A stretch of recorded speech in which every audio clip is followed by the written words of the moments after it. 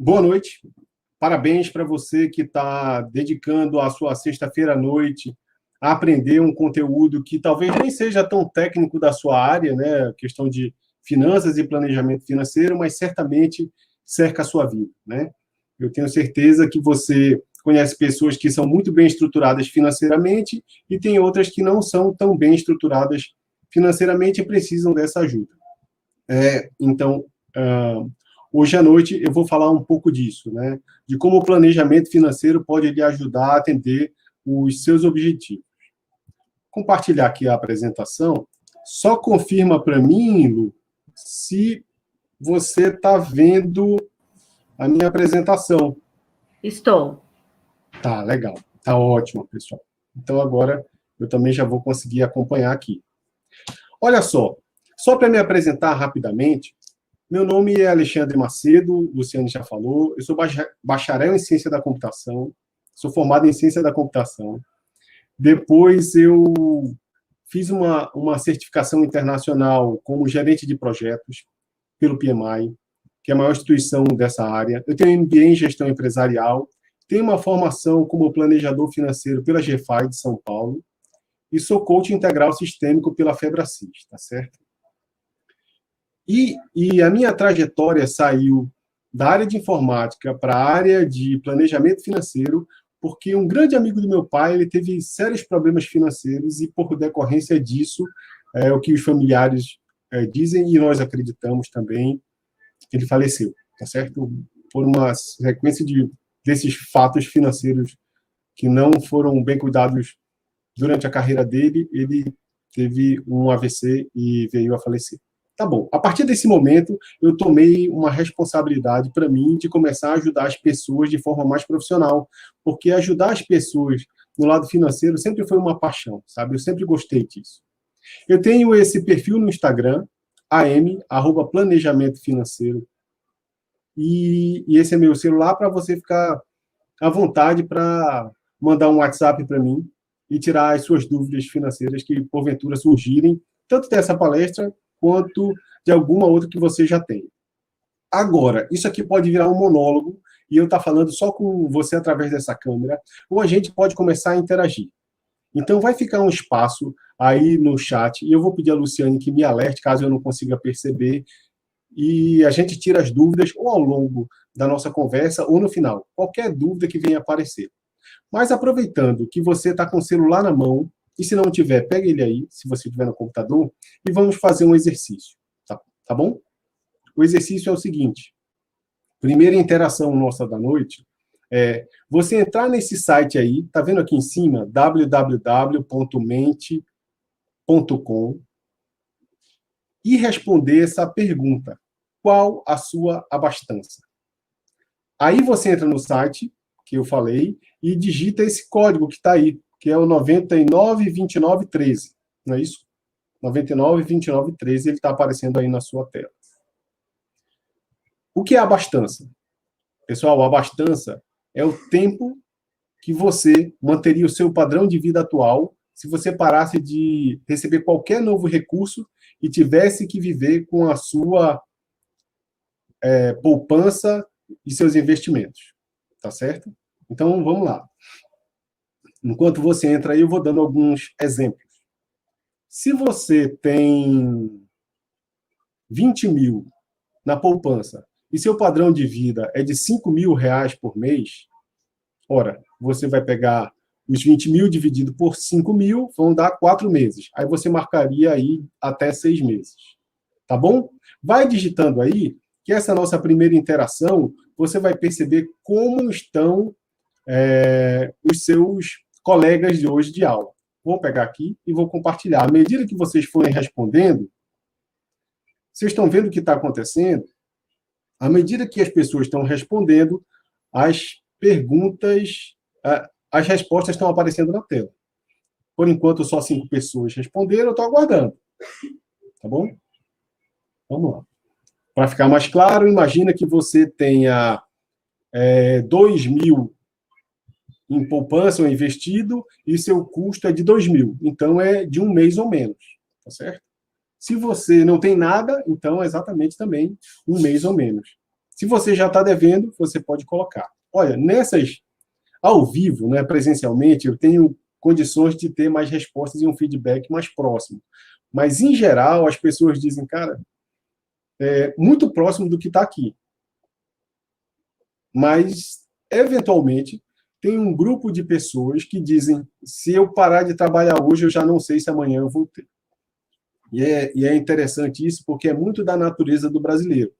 E a gente está vivendo esse momento aqui, nessa pandemia, onde muitas pessoas ficaram sem ter condição de trabalhar, perderam sua renda, ou foram desligadas e não sabem quando vão começar a ter renda, e começaram a entender a importância de ter uma abastança maior. Então, vocês estão vendo aqui, ó, a distribuição está nesse momento, 3 pessoas para um mês ou menos, 4 pessoas para 6 meses. Isso quer dizer que mais da metade do nosso período apurado aqui, do nosso espaço amostral, 8 agora, mais da metade não tem 6 meses de reservas. Eu queria dar os parabéns para essa pessoa que não se identificou. Outro ponto importante. Ninguém consegue ver os resultados aqui, tá? Ninguém sabe quem é, aliás. Quem é a pessoa, de onde ela está teclando. Você fica com o anonimato. Tem uma pessoa que tem mais de 10 anos. Isso acontece também. E eu queria parabenizar essa pessoa, que hoje ela já está com um padrão de vida, uma independência financeira garantida por mais de 10 anos. Parabéns, tá bom? Já temos um espaço amostral. Vou fazer o seguinte, você que está digitando aí, continua, porque daqui a pouco eu vou tirar um print dessa tela e vou mandar para a Luciane disponibilizar para a organização para vocês terem o mesmo resultado que eu, tá bom? Vou voltar aqui para a apresentação. Tá ótimo. Muito obrigado pela interação, tá, pessoal? Vamos voltar. A gente viu que, então, a maioria daqui do grupo tem menos de 6 meses. E que em situações como essa, como o coronavírus, que é o que a gente está passando agora, ainda estamos voltando ao normal, né? Nem todos voltaram ao normal ainda, como é importante ter uma reserva maior do que isso. Ok, isso também é planejamento financeiro. E depois desse Covid, o que vai ter? Não sei se vocês acompanharam essas imagens aí, elas circularam em março, vejam, em março há 4 meses, e ainda estamos vivendo o Covid-19. Mas após o Covid-19, nós vamos ter uma recessão. Isso é sabido porque mais de 600 mil empresas no Brasil fecharam as portas durante esse processo. Olha o tamanho do desafio. E as pequenas e médias empresas no Brasil empregam mais de 50%. Na profissão de enfermagem, talvez esse cenário seja um pouco diferente, né? Afinal, foi um problema de saúde que demandou capacidade de novos funcionários nessa área e talvez isso tenha gerado até uma grande oportunidade para você. Parabéns, tá certo? Não desperdice essa oportunidade para continuar a crescer. Que legal. Planejamento financeiro. Olha, planejamento financeiro, ele tem vários pontos. O primeiro é a mentalidade. Você precisa entender se você tem a mentalidade correta, tá bom? Se a sua organização e padrão de vida estão adequados para aquilo que você quer alcançar. Também no planejamento financeiro, você precisa entender quais são os seus projetos. Qual é o seu projeto de profissão? Você já se formou? Você está estudando? Lá na frente, como você se vê como uma enfermeira, né? Como uma profissional dessa área? Como uma empreendedora, como o pessoal da eUpdate? Ou não? E depois que você identifica seus projetos, você vai para a parte de investimentos. E nós vamos tratar disso também. Investimento. Hoje, nós ainda não temos uma cultura no Brasil de investimento desde cedo, porque nossos pais não aprenderam a investir, não nos ensinaram. Mas a gente está no meio de uma transição e é muito importante que você tenha isso em mente e praticando todos os dias, tá bom? Vamos lá.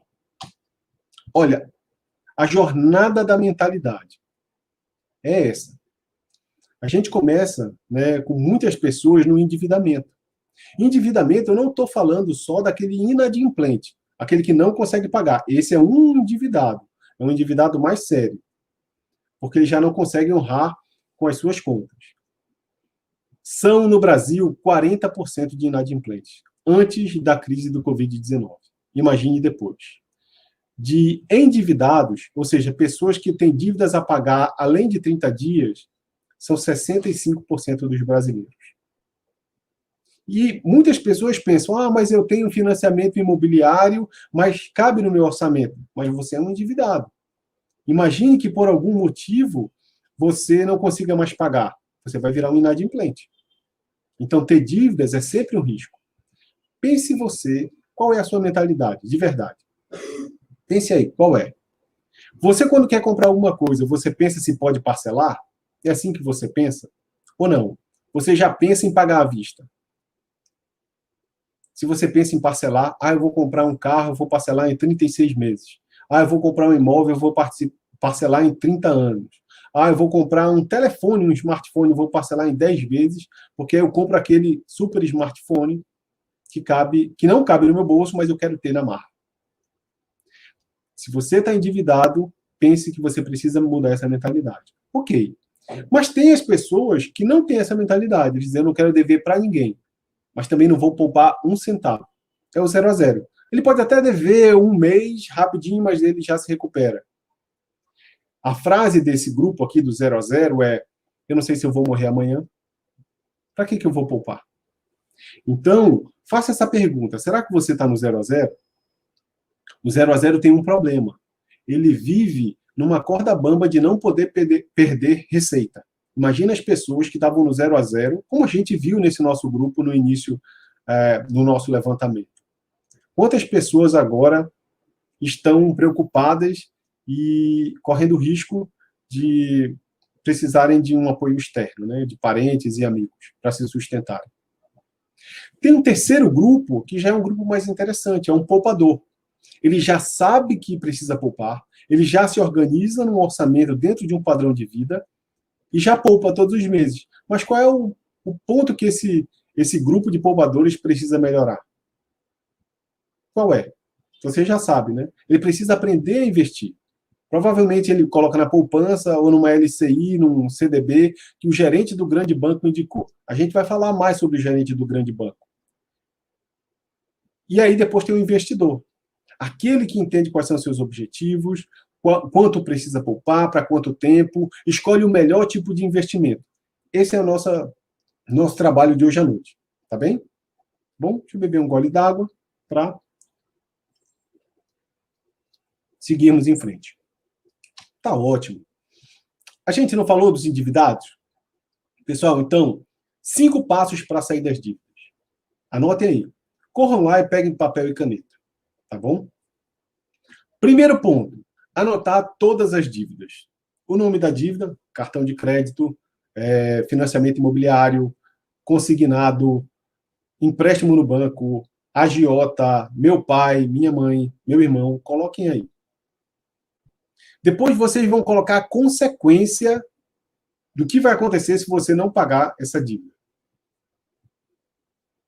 Qual é a consequência se você não pagar seu financiamento imobiliário? Em quanto tempo eles vão tirar o imóvel de você e vão colocar leilão? Qual é o valor dessa... E aí a gente vai entender o que vai acontecer com cada consequência. Né? O valor. Qual é o valor? Quanto você deve no cheque especial? Quanto deve no cartão de crédito? Quanto deve para cada uma das pessoas que você já colocou? E aí você vai identificar o custo efetivo total. O custo efetivo total, pessoal, são juros, mais taxa de administração, mais seguro. Tá certo? Em algumas dívidas não tem, só tem os juros. Mas, por exemplo, o financiamento você deve buscar o custo efetivo total. Isso faz uma diferença também lá na frente. Ok. Segundo passo, já anotou tudo? Olha, para quem não tem dívidas, deve pensar assim, ué, que besteira anotar tudo e anotar as consequências. Mas para quem é endividado e sabe o que eu estou falando, sabe o quanto é duro você enfrentar as suas dívidas. Não é isso? É por isso que tantas pessoas são endividadas. Depois, segundo passo, avalie a possibilidade de trocar de dívidas. Claro, o cheque especial, a dívida dele, hoje, caiu um pouco, é 140%. Mas é um absurdo quando você compara com o consignado, que é 18% ao ano. Pode até ser menos. Com a queda dos juros, você consegue um consignado menor. Tá bom? Consignado, pessoal, talvez alguém não conheça, consignado é um tipo de empréstimo que já vem descontado no seu salário.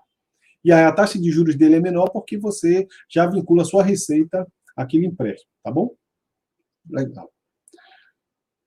Se você tem uma dívida no cheque especial, para tudo, porque a dívida do cheque especial tem juros de 300% ao ano e você precisa mudar essa dívida até para um empréstimo bancário que tenha, por exemplo, 4% ao mês, que, embora seja um absurdo de 50% ao ano, pelo menos você vai sair de uma dívida de 300% para uma dívida de 50%. Ok. Terceiro ponto, renegociar as dívidas. Pessoal, a gente está num excelente momento para você renegociar as dívidas. Porque muitos dos seus credores sabem que o dinheiro está escasso e que é melhor receber algum dinheiro do que nenhum. Então, pegar o telefone e ligar para os credores. Olha, eu tenho um dinheiro aqui. Apareceu o dinheiro, eu quero quitar minha dívida. Como faz? E você negocia isso. Depois que fez tudo isso, se você ainda não conseguir pagar, aí você vai ter que escolher, infelizmente. Eu sei que você gostaria de pagar suas dívidas, mas talvez você tenha que, por algum momento, congelar essas dívidas. Deixá-las de lado e organizar seu orçamento. E nesse momento você vai ter que escolher aquelas que podem lhe prejudicar mais, pagar aquelas que podem lhe prejudicar mais. Faz sentido você não pagar a conta de luz? Nenhum, né? Você vai ficar sem luz. Faz sentido você deixar de pagar seu imóvel? Também não. Imagina você ficar sem residência. Agora, talvez, eu não estou dizendo que é para fazer isso, mas talvez a conta do cartão de crédito você consiga deixar, mesmo que ele vá virar uma bola de neve, e depois você tenha que se organizar lá para pagar uma parte da dívida, tá bom? E último passo, declare guerra contra as dívidas. Pessoal, guerra é guerra. O que faz a guerra? Né? As pessoas se unem e juntas formam um exército e enfrentam um inimigo comum. É a mesma coisa que você deve fazer. Então você se reúne com seu cônjuge, chama as crianças, se você é casado ou casada, e começa a dizer, ó, vamos precisar fazer cortes momentâneos no nosso orçamento para conseguir pagar essas dívidas, mas já as coisas voltam ao normal. E a primeira coisa, se comprometa a cortar alguma coisa que você gosta.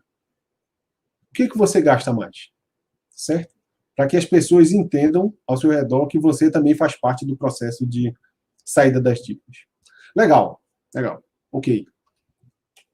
A gente saiu, então, da dívida e veio para o pessoal que tem o pensamento do 0 a 0. É o pensamento da nossa classe média. Sabe como ele pensa? Ele ganha 3 mil reais e gasta 3 mil reais. Por quê? Porque 3 mil reais é pouco na cabeça dele. Né? Da nossa figura de classe média. E aí depois aumenta para 5 mil reais a renda. E passa a gastar quanto? 5 mil reais. Em seguida, 7 mil reais. E quanto gasta? 7 mil reais. Isso sempre cresce. Ele sempre diz, né, a nossa figura aqui, ela sempre diz que quando ele ganhar mais, ele vai poupar. Mas isso nunca acontece. Então a pessoa tem a filosofia da classe média. Mas tem a filosofia dos ricos, que é quando você sai do mundo do 0 a 0 e vai para o mundo do investidor. O que ele faz? Olha como é diferente. Ele tem determinados ganhos aqui, ele já coloca os gastos abaixo dos ganhos e sobra alguma coisa que se chama de riqueza. Então essa pessoa investe essa sobra, essa diferença. E o que acontece na próxima jornada? Os ganhos estão aqui, os gastos continuam os mesmos, mas agora apareceu uma renda passiva. A compra daquele terreno que depois foi construído uma casa e começou a gerar um aluguel, veio para cá, renda passiva. A compra daquele título público no Tesouro Direto começou a dar dividendos, renda passiva. As ações, os CDBs, LCIs, todos os tipos de investimentos começam a gerar renda passiva. E ele aumenta ainda mais a riqueza. E a renda passiva aumenta mais ainda, e a riqueza continua aumentando, até que chega um ponto em que o valor que vem de renda passiva é maior que os gastos. E a pessoa alcançou a independência financeira, igual aquela pessoa que já tem mais de 10 anos de seus gastos garantidos. Entenderam? É essa a filosofia dos ricos. Agora eu faço uma pergunta aí para você. Onde é que você está? Onde é que você está nessa jornada? está mais para o endividado, a mentalidade do endividado, ou você já está mais para a mentalidade do investidor? Já está com a filosofia dos ricos? Tá bom? Vamos lá. Deixa eu só falar uma coisa bem rápida. A gente está no meio de uma confusão, né? E no meio de uma confusão, sabe o que acontece? O dinheiro muda de mão. O dinheiro não acaba, tá bom? O dinheiro não é rasgado e não é queimado. Ele muda de mãos. Então, vejam só. Enquanto algumas pessoas estão vendendo seus imóveis baratos, tem pessoas que estão comprando imóveis baratos.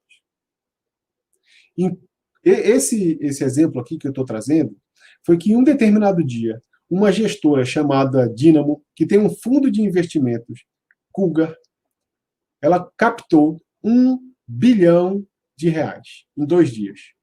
R$ 1 bilhão. E captou esse dinheiro da mão de quem? De quem tinha dinheiro. E sabe o que foi que ela fez? Ela foi para o mercado de ações e comprou R$ 1 bilhão de quem? De quem estava vendendo barato na época da queda. Bom, essa aqui é uma informação do dia 17 de março de 2020, desse ano, no meio do ápice, né, da queda da bolsa. Ok? Aí você pode pensar assim, poxa, mas será que isso não é uma exploração com quem estava perdendo dinheiro? Não, não. Aquela pessoa que estava com as ações na mão precisava vender para ter o dinheiro em mãos. É só o dinheiro mudando de mãos. Tá bem? Ok. Saímos da mentalidade. Você já entendeu o quanto é importante ter a mentalidade correta para fazer um planejamento adequado aos seus objetivos. Agora a gente precisa se organizar. Você pode estar pensando, pô, quais são os instrumentos que eu preciso para ter uma organização financeira e respeitar o padrão de vida que o meu salário consegue sustentar? Primeiro passo, saber onde você gasta. Você sabe onde gasta? Você tem uma planilha onde anota todos os gastos? Tem um aplicativo onde anota? Pode ser uma planilha, pode ser uma caderneta de papel e lápis, funciona muito bem, tá bom? Pode ser esse aplicativo aqui, ó, o Mobius. O Mobius, ele tem vantagem sobre o Guia Bolso. O Guia Bolso, ele pede a senha do seu banco digital. Só aquela primeira senha de acesso, não a de transação. Mas muitas pessoas não gostam. Então, eu passei a sugerir, em especial, o Mobius, que é um aplicativo fácil, que dá extrato para você, explicando aonde você está investindo, muito tranquilo. Utilize esse aplicativo. Tá bem? Se você ainda não tem uma organização dos gastos, utilize esse aplicativo. Ok. Segundo passo, crie uma planilha de orçamento. Por que eu sugiro criar uma planilha de orçamento? Porque aqui você vai ter a visibilidade do ano inteiro. Tem contas que só aparecem no início do ano, não é? IPTU, se você tem carro, IPVA, o colégio das crianças, os materiais. Tem gastos que aparecem mais perto do final, que é o Natal, as festas de fim de ano. Então, você precisa ter uma planilha para ter uma visibilidade tanto das suas receitas quanto das despesas. Se você não tem uma planilha, vai no meu perfil do Instagram, entra lá no link da minha bio e pede quero a minha planilha financeira top, planilha de orçamento top. E aí eu vou lhe mandar gratuitamente essa planilha, tá bom? Tem gráficos e muito interessante. Detalhe, atenção aos pequenos gastos. Os pequenos gastos eles estão escondidos. As pessoas não colocam no orçamento, por exemplo, quanto gastam de padaria. Então elas pensam, é só o pão, R$ 4, uma coisa assim. Mas no final das contas tem o queijo, eventualmente tem uma revista, um jornal, alguma outra coisa que se compra e esse gasto tende a crescer. Os presentes dados aos parentes. As pessoas não contam, mas ao longo do ano é muito comum que elas deem 10, 20 presentes. Quanto custa cada presente em média que você dá? Tem que estar na conta, tem que estar no orçamento. Ok? O cafezinho, agora o cafezinho diminuiu com essa pandemia, mas antigamente era um outro lugar de grandes gastos não percebidos. Olha, terceira dica é muito forte e muito valiosa. Existe um ditado que diz que você é a média das 5 pessoas com quem você mais se relaciona. Então, imagina que você está num grupo de gastadores, de pessoas muito consumistas. Qual é a tendência? Que você gaste e consuma. É natural. Né? Você já percebeu a galera da pedalada, do pedal, da bike? Eles andam em grupos. O pessoal da comida light, que tem a própria marmita, eles se unem para ir almoçar juntos. Eles não levam o pessoal da feijoada junto. O pessoal da corrida, a mesma coisa. Agora, reflita aí. Quantos grupos você já participou de educação financeira? A sua família tem um grupo de educação financeira? O seu amigo trabalha tem um grupo de educação financeira? As suas colegas de faculdade ou do trabalho têm? Então, faz o seguinte. Cria esse grupo. Anota aí hoje, para ser uma das suas atividades, criar um grupo para falar sobre dinheiro e profissão. Porque primeiro você precisa ganhar para depois saber como poupar e investir. Tá certo? Cria esse grupo. Porque já que ninguém cria, eu espero que você seja a pessoa que dê esse primeiro passo. Legal. Legal. Chegamos, então, na organização e no padrão de vida. Para onde a gente vai agora?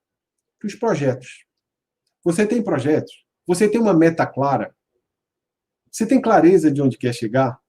Tudo bem, se você está na graduação, eu acho que a maior expectativa é de concluir o curso. Mas se você já é formada, já se empregou? Se não, tenho certeza que é se empregar. Mas se já é empregado, qual é o seu próximo passo? Você que empreende na área de enfermagem, qual é o seu próximo nível? Pensa nisso. Quais são os seus projetos?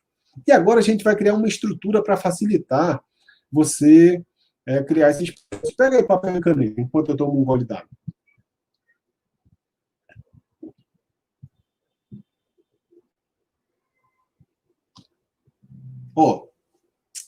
Importantíssimo nos projetos. Eu vou dar 5 passos aqui, tá bom? E você vai anotando aí para fazer o seu dever de casa. Primeiro passo, identifique todos os seus sonhos. Aí não precisa botar muito limite não, tá certo? Você coloca todos os seus sonhos. Veja que aqui eu coloquei dar uma volta ao mundo, ser astronauta, comprar uma Ferrari, um iPhone. Aqui ter uma família linda, tá? Essas são algumas representações, contato com Deus, manter o corpo em forma e ter uma casa que você julgue confortável. Primeiro passo, identifique todos os seus sonhos. E aí não pense muito em limites, tá bom? E vamos para o segundo passo. Aí você vai verificar ecologia. Você vai verificar aquilo que faz sentido. Olha, uma viagem de volta ao mundo precisa de pelo menos 4 meses. Corrida, né? Uma viagem corrida de volta ao mundo. Será que faz sentido? Será que esse é o momento? Na ecologia é você identificar aquilo que não vai afetar o seu ambiente como um todo. Tá bom. Então vamos deixar essa viagem de volta ao mundo para um pouco mais tarde e pensar numa viagem para Paris. Paris. Tá? Ou então Rio de Janeiro. Ou algum lugar que você queira ir e que faça sentido nesse momento. São só exemplos que eu estou trazendo, tá bom? Outra coisa, será que precisa mesmo de uma Ferrari? Não. Né? Pensando bem, pode ser um ótimo carro, um Fit, ou então um outro carro da sua escolha. Pense nisso. Talvez nem um carro, você não goste de carro, mas pense em coisas que você precisa ajustar. Ao invés de ser astronauta, você vai ser uma enfermeira que vai conquistar o mundo, e aquele seu apartamentão, ele não precisa de ser tão grande, mas ele precisa ser arrumado, do seu gosto. Tá bom? E isso é verificar a ecologia. Adaptar os seus sonhos a uma realidade mais próxima que não vá causar um investimento muito grande, ou de energia ou de dinheiro. Tá bom? Terceiro passo.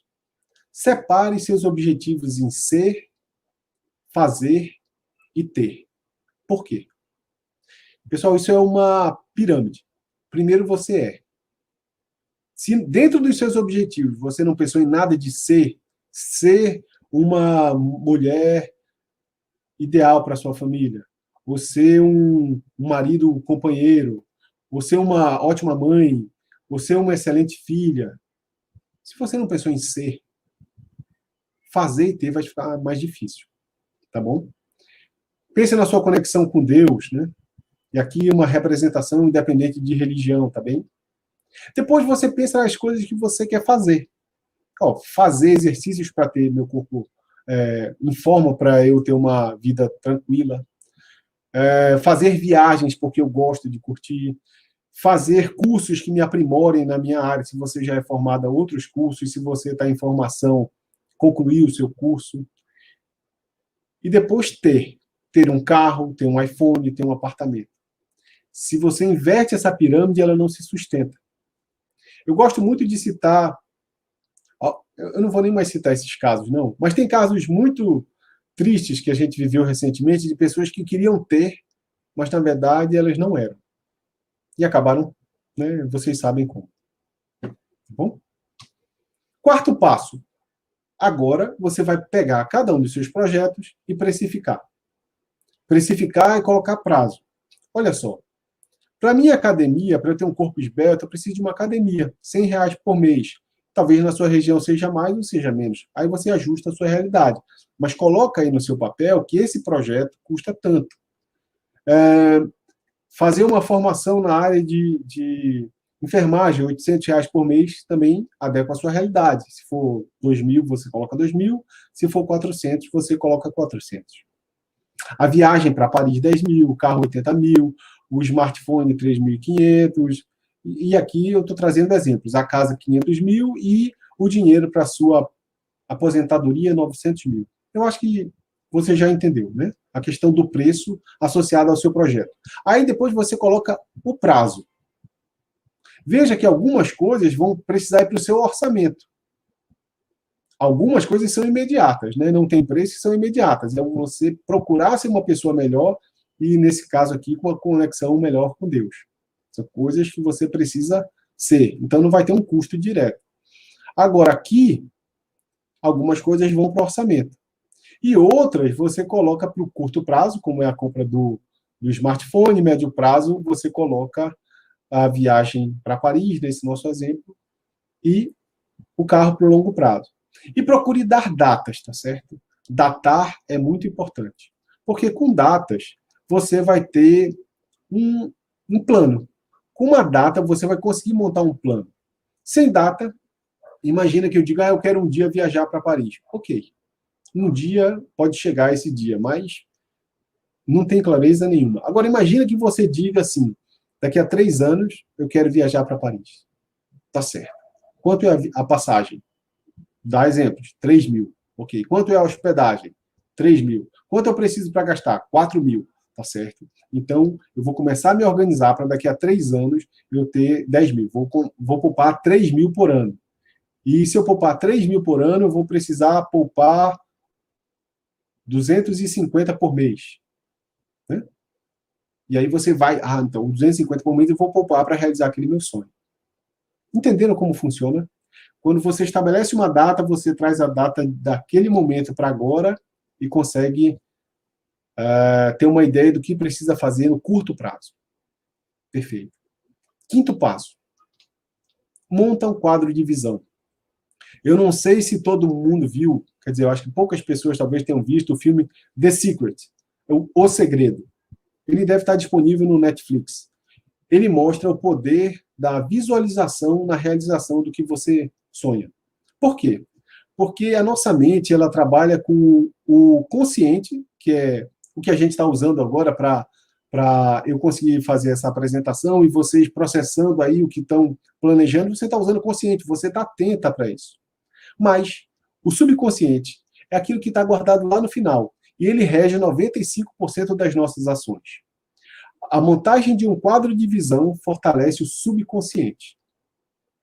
Tá certo? Então, monte um quadro de visão. O que é um quadro de visão? É você pegar esses seus projetos e colocar numa parede. Olha aqui esse exemplo que eu peguei da internet. Viajar pelo mundo, ficar famoso, casar, ser mãe, comprar casa, voar de balão. São exemplos. Tá bom? Deixa eu aproveitar e mostrar o meu quadro de visão. E para você ver que ele não precisa ser um espetáculo.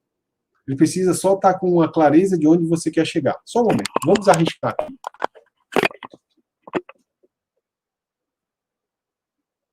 Não sei se está dando para ver aí. Será? Bom.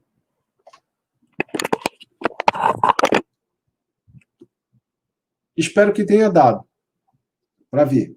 Eu tenho um quadro de visão aqui no meu quarto de trabalho. Todos os dias eu olho para ele. Isso me ajuda a ir buscar, continuar buscando aqueles sonhos ali. E quando eu realizo, eu tiro e boto outro. Faço o mesmo. Legal. Então, a gente já está indo para a última parte agora do nosso planejamento financeiro. A gente já viu que é preciso ter uma mentalidade boa, saída de investidor, do 0 a 0, poupador para investimentos, organizar o padrão de vida para quê? Para que todo mês sobre dinheiro. E para que eu vou querer que todo mês sobre dinheiro? Para os projetos. É importante você ter clareza dos seus objetivos. Certo, agora que eu sei o meu projeto, eu já sei que está sobrando, a gente vai para a última parte, que é para identificar onde você vai investir. E aí, lembra que eu falei do gerente de banco? Será que você reconhece essa pessoa que está na tela? Ele é o Gustavo Cerbasi. Ele é o maior nome de finanças do Brasil, assim, de educação financeira do Brasil, sem dúvida nenhuma. É a maior quantidade de livros vendidos. Ele ficou muito famoso também com um filme, né, Até que a Sorte nos Separe. É com uma trilogia, na verdade, de filmes. Casais Inteligentes Enriquecem Juntos é o livro mais famoso dele. Mas tem vários outros também tão bons. Ele está falando nesse vídeo, depois você pode procurar, é um vídeo no YouTube, a ilusão de ter um gerente no banco. Por quê? Olha só, o gerente do banco ele tem uma responsabilidade. A maior responsabilidade dele é com quem? Com a família dele, do gerente do banco. Claro. A segunda é com o chefe dele, porque ele tem uma meta a bater. Ele precisa vender alguns produtos por mês para continuar batendo sua meta, recebendo seu bônus e até mesmo garantir a sua empregabilidade. O gerente do banco ele sofre um conflito. Né? Ele sofre uma divisão de valores entre atender o cliente e atender o seu chefe, que é quem paga a conta e mantém seu emprego. Bom, então, quando você for falar com o seu gerente do banco, entenda que aquele produto que ele está lhe oferecendo pode ser apenas para bater uma meta e ele esteja longe do seu interesse pessoal. Eu vou mostrar alguns exemplos disso nessa parte, tá? Veja só esse exemplo. Isso aí é uma comparação de 3 fundos. O azul é um fundo de previdência do Itaú Flex Special tal. Você consegue ler aí o nome? A rentabilidade dele nesse período foi 78%. 78,55%. A do Banco do Brasil, que é a vermelha, Brasil Prev, rendeu 98,92%. Essa linha preta, que é uma linha de referência para o padrão, ela acompanha a taxa Selic, rendeu 124%. Esse é o mínimo que você deveria aceitar receber. E veja que uma seguradora independente ela tem uma rentabilidade de 184%. Isso quer dizer o quê? Isso quer dizer que, na média, o banco deixou de lhe entregar 50%. Lhe entregou 50% do que essa corretora independente, essa seguradora independente. Talvez não 50%, mas 60%. Por quê? Porque você já está lá no banco, então o banco não tem nenhum interesse em entregar um produto melhor. Tá bom? Vamos falar mais sobre isso daqui a pouco. Então, qual é a saída? Olha, a saída agora é você procurar outras alternativas de investimento. Procurar bancos menores. E onde você vai encontrar esses bancos menores? Do lado aqui eu estou mostrando um lado onde tem os grandes bancos e do outro lado eu estou apresentando as corretoras. Muita gente recentemente está conhecendo essas corretoras, Desinvest, XP e Rico. Elas cresceram muito, né? Cresceram muito e começaram a ganhar espaço também na televisão. Luciano Huck fez propaganda da XP um tempo atrás. Eu acho que ainda continua fazendo. Ok, e você vai acessar pequenos bancos através dessas corretoras. E a primeira pergunta que você vai fazer, eu tenho certeza, é: isso é seguro? Se você estiver investindo na renda fixa, existe o Fundo Garantidor de Créditos. O Fundo Garantidor de Créditos lhe garante até R$250 mil por instituição. Ou seja, se você vai investir em um banco, vou dar um exemplo, tá? Banco Indusval, você pode investir lá até 250 mil, que caso esse banco quebre, o fundo garantidor de crédito vai lhe ressarcir até esse valor. Ah, não, mas eu tenho 500 mil para investir. Então faz o seguinte, coloca 200 mil no banco individual, 200 mil em outro banco e 100 em outro banco. Porque aí você dilui seu risco.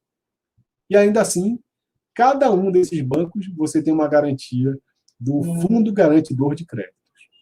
Legal. Então começou a ficar mais seguro. Ótimo. Eu queria que você entendesse também que para cada objetivo você vai ter um tipo ideal de investimentos. Olha só, existe um primeiro objetivo que todo mundo deveria ter, que é aquela que a gente falou da abastança. Lembra da abastança? O tempo que você demora mantendo seu padrão de vida a partir do dinheiro que você tem poupado ou investido? Ora, se você perder o emprego hoje, a sua renda hoje, e precisar de dinheiro amanhã, você vai precisar ter um lugar rápido para resgatar esse dinheiro. É a reserva de emergência. Ela tem que estar num tipo de investimento. Agora, se você vai investir para um longuíssimo prazo, lá para a sua aposentadoria, eu não sei qual é a sua idade, mas imagina que você ainda tem 20 anos para se aposentar. Será que ele precisa estar numa liquidez? Não. A gente já vai falar sobre isso. Vai falar agora, na verdade. Existe um tripé nos investimentos.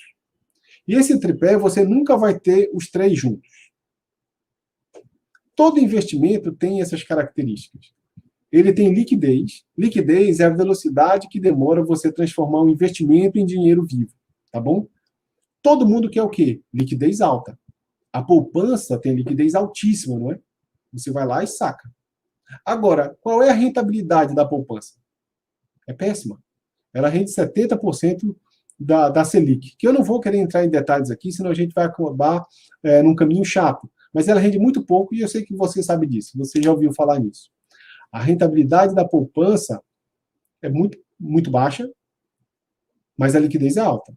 E o risco da poupança, o terceiro ponto, é baixíssimo. Se tiver no grande banco, o grande banco não vai quebrar, né, muito provavelmente, e você tem certeza do seu investimento estar seguro. Olha só, o que a gente está buscando é alta liquidez, alta rentabilidade e baixíssimo risco. A Bolsa de Valores tem alta liquidez? Tem alta liquidez. Você pode resgatar em qualquer dia da semana. Tem alta rentabilidade? Tem uma possibilidade de altíssima rentabilidade. Mas e o risco?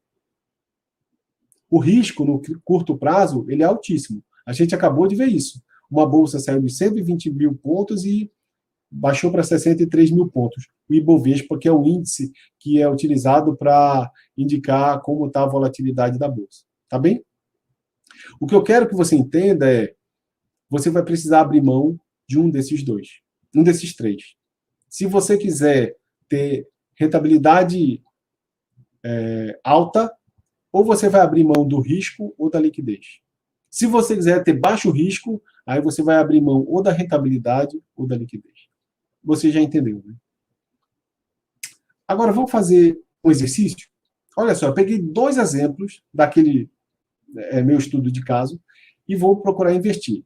Eu tenho aqui uma viagem para Paris por 10 mil reais para o médio prazo e tenho a compra da minha casa para longo prazo, daqui a 10 anos. Ok. Aqui uma informação apenas, tá? Que os CDBs dos bancos menores dão um retorno maior que dos grandões, dos grandes bancos. Vê só.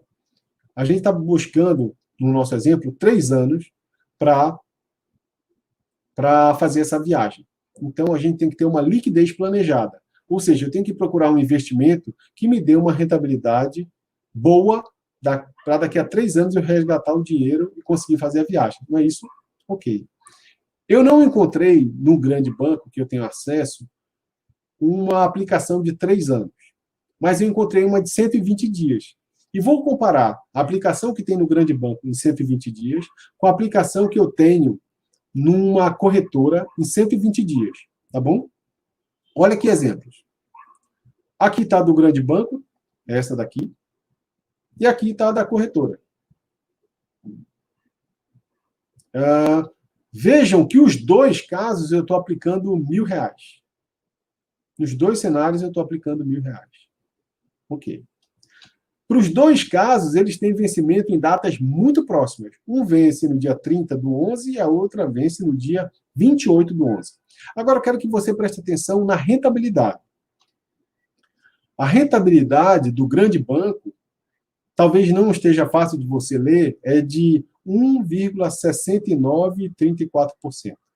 1,7% ao ano. E a rentabilidade na corretora, feita através da corretora em um banco pequeno, é de 3,5% ao ano. O dobro, pessoal. Vocês estão entendendo que uma mesma aplicação, para um mesmo valor disponível, para o mesmo tempo que eu vou deixar investido por 120 dias, o grande banco está me dando uma rentabilidade, e o pequeno banco, através de uma corretora, está me dando o dobro. Qual é a segurança da corretora? De investir por uma corretora? O FGC.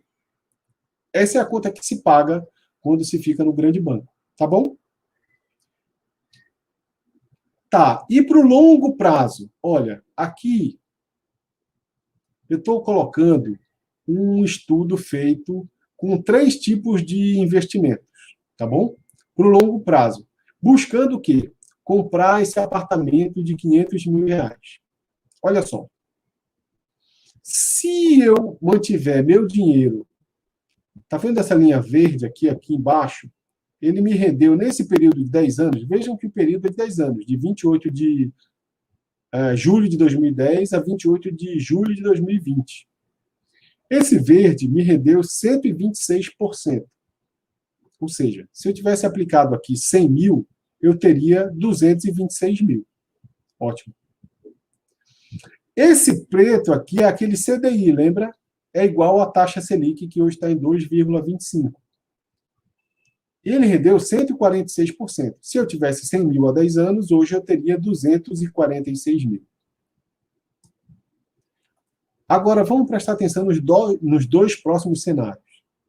Vejam que esses dois que eu falei, eles são muito lineares, né? Eles são muito estáveis. Mas eu estou falando de um projeto para daqui a 10 anos. Eu não preciso dessa segurança toda. E eu peguei esse azul. Veja como ele oscila. Oscila pouco se comparado com o vermelho, mas ele oscila. E ele me rendeu 197%. Ou seja, aqueles 100 mil teriam se transformado em 297 mil. Já é uma grande entrada para o seu imóvel. Os outros são entradas menores. Agora, se você tem um espírito mais arrojado, aí é preciso fazer esse investimento na renda variável. Se você aguenta essas oscilações, vejam que as oscilações são muito maiores. Aqui é a queda desse momento, do Covid-19, que ainda não se recuperou. Mas veja que a rentabilidade, ainda com essa queda não recuperada, foi de 425 mil. Foi de 425%. Ou seja, aqueles 100 mil teriam virado 525 mil. E você poderia comprar seu imóvel à vista. Entendeu? Entendeu a importância de um planejamento financeiro para você conseguir rentabilizar aquele capital que você poupou? Entende o impacto disso na sua vida financeira, para os seus projetos de curto, médio e longo prazo? Essa inteligência, independente de você ser uma pessoa da área de saúde, é preciso que você conheça, porque a sua vida também você paga seus projetos com dinheiro e com planejamento. Né? Então, nós fechamos o ciclo.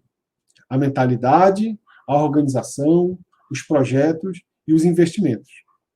O planejamento financeiro pessoal parte de quê? Ter uma mentalidade de investidora, você precisa ter isso. Organizar as finanças e fazer sobrar todos os meses, você já tem isso? Se não, pense que é importante fazer sobrar. Clareza do quanto precisa para os projetos de curto, médio e longo prazo, aquele exercício que a gente falou. Escolher os sonhos, selecioná-los, ser, fazer e ter, depois quanto custa cada um deles e colocar um quadro de visão. Ótimo. Investir com segurança e mais rentabilidade, exatamente como nós falamos ainda há pouco. E ter seus objetivos realizados. Esse é o fluxo de um planejamento financeiro pessoal. E é através dele que você realiza seus sonhos. Agora, deixa eu dizer uma coisa. de verdade, e do fundo do coração. O planejamento é uma escolha, tá, pessoal? Você não vai só planejar e só vai ganhar coisas, não. Você vai abrir mão de algumas coisas também. Planejar é escolher. Agora, se você quer tudo, você tem um espírito ainda infantil. O que querer tudo é infantilidade. Você aceita que uma criança peça tudo, não é? É verdade ou não? Mas um adulto ainda achar que precisa ter tudo, não funciona. Tá bem? Eu queria aqui, pessoal, como uma contribuição para esse grupo de pessoas que estão se qualificando, deixar uma sugestão de melhoria. Eu vou oferecer aqui uma análise financeira gratuita, que você pode concorrer. Todas as semanas eu escolho uma pessoa que se cadastrou lá no meu perfil, aí no Planejamento Financeiro, e se inscreveu no link da bio. Você tem que clicar no link da bio, preencher um formulário que lá está dizendo qual eu quero concorrer a uma análise financeira. Tá bom? Vai ser um prazer poder ter você inscrita e concorrendo a essa análise. @AM Planejamento Financeiro no Instagram. E queria deixar aqui minha gratidão para vocês que ficaram até agora assistindo e também a equipe da eUpdate que está de parabéns pelo evento. Tá bom? Muito obrigado.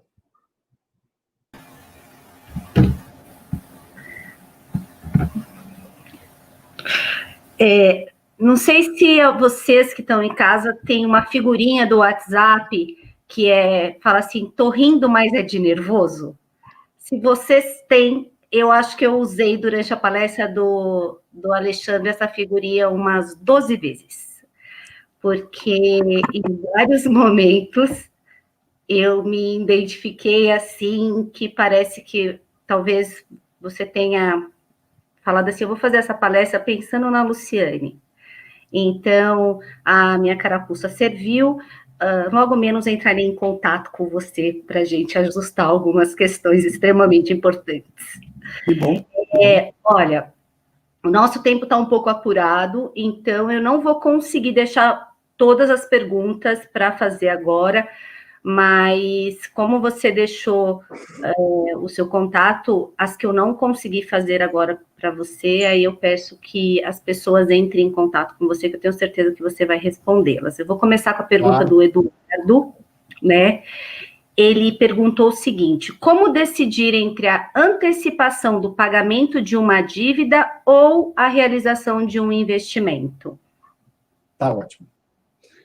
Primeiro ponto, então, Eduardo, é que você precisa manter uma reserva de emergência, tá certo? Não adianta consumir a sua reserva de emergência para antecipar um pagamento de uma dívida.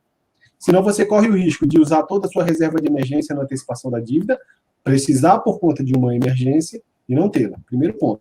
Mas se você já tem uma reserva de emergência e tem mais dinheiro que você está pensando em investir, aí a conta é a seguinte: qual é o custo efetivo total daquela dívida?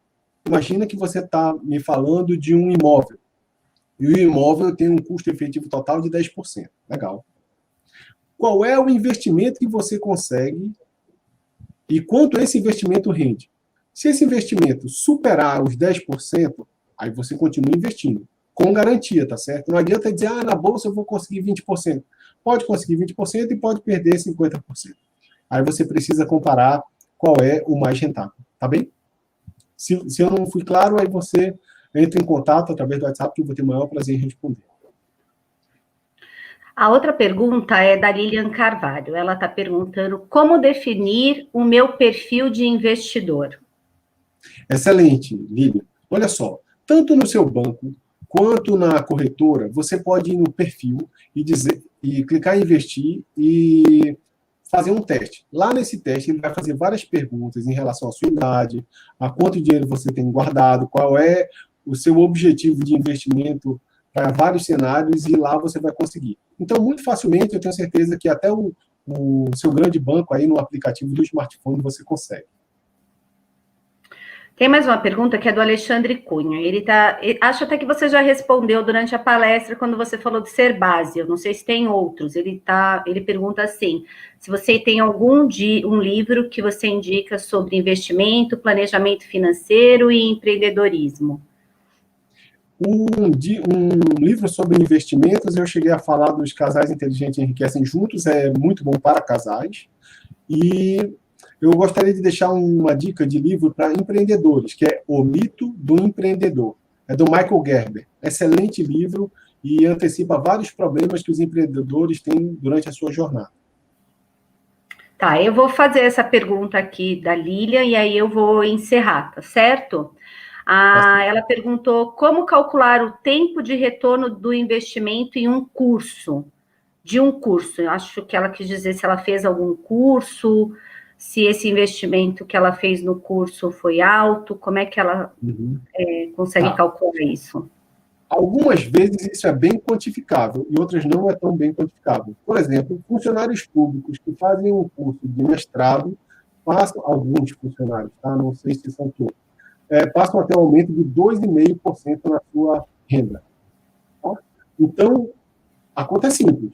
Quanto vai pagar no mestrado e depois quanto tempo demora para receber aquele valor investido, considerando o aumento de 2,5%.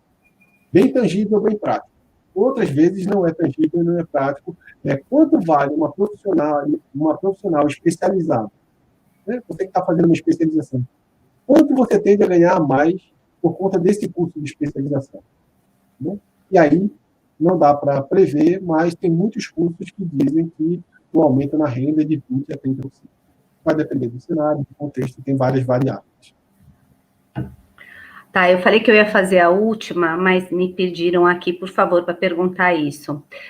A portabilidade do financiamento imobiliário pode ser feita de uma única vez?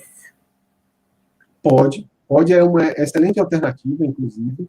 Vejam só, a portabilidade é igualzinha à do telefone celular, tá certo? Você tem um telefone celular, quer mudar de operadora, você vai lá e troca. Você tem uma conta num banco do seu financiamento imobiliário, você vai em outro banco, faz uma cotação lá e vê se consegue uma taxa menor. Sabe o que acontece, em geral? O seu banco atual, ele reduz a taxa dele para você não sair. Então, você que está nos assistindo e tem um financiamento imobiliário, é indispensável que você aproveite esse momento que teve uma queda nos juros e vá procurar novas oportunidades, tá bem? E sem pensar no seu gerente. A gente já falou que o gerente ele tem um outro papel que não é lhe ajudar. Excelente, excelente. Alexandre, eu agradeço muito a sua participação. Eu acho que muda um pouco, né? A gente sempre pensa no planejamento financeiro como um bicho de 7 cabeças quando nós falamos de dinheiro, e é uma coisa que é tão importante na nossa vida, mas a gente discute tão pouco e cuida tão pouco também dessa questão. Quando você iniciou a palestra, eu falei que você ia falar um pouquinho sobre essa necessidade da gente aprender a respeitar o dinheiro, né? A gente sabe gastar, mas a gente, às vezes, perde um pouquinho essa noção, né, de como poupar, se poupar, e uma frase que você terminou a sua palestra dizendo, né, e me lembrou muito também alguns pensamentos aí da carapuça que serviu. Quantas vezes a gente não pensa em gastar, né, e na hora fala, mas eu mereço. Não que a gente não mereça efetivamente, né, mas a gente mesmo precisa dar uma justificativa para estar gastando o nosso dinheiro. E na hora que você falou isso, eu peguei para mim. Tá bom. Então, pode falar. A questão do merecimento, eu gosto da ideia do merecimento. Porque não adianta você querer viver uma jornada que só vai ser boa lá no final. Não faz nenhum sentido. Imagina você só ter felicidade quando você se aposentar. Não faz sentido nenhum. Mas você precisa criar algumas metas e quando você atingir aquela meta, aí tudo bem. Né? Quando você atinge a meta, você merece, de fato, receber um bônus. Então, se eu poupar todos os meses R$ 250, por que eu não posso fazer uma viagem para Paris? Aí é um merecimento. Eu planejei, eu executei, eu realizei, eu mereço. Agora, entrar no cheque especial para fazer uma viagem e depois ter que pagar o triplo da viagem porque não conseguiu organizar as contas, É verdade. Então, muito obrigada. Nós agradecemos muito a sua participação. E aí a gente agora vai chamar o próximo palestrante. Você quer falar mais alguma coisa? Não, eu queria agradecer de novo o convite da Update, dizer que estou disponível aí para quem estiver interessado em informações e também dar o meu muito obrigado para quem ficou até agora. Muito obrigada.